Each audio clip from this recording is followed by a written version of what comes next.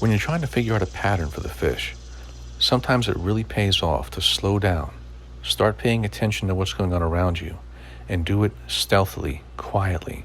Become part of the environment, because when you do, a lot of times those fish will start to behave naturally, and that's when you figure out what's going on. There he goes. There's the giant I was talking about. See all those plants moving? That's him. Here she comes. See her moving back there? Yes!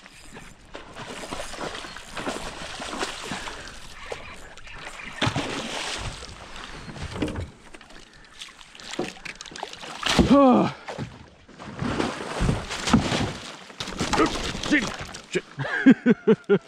All right, bro. Oh my gosh, very colorful.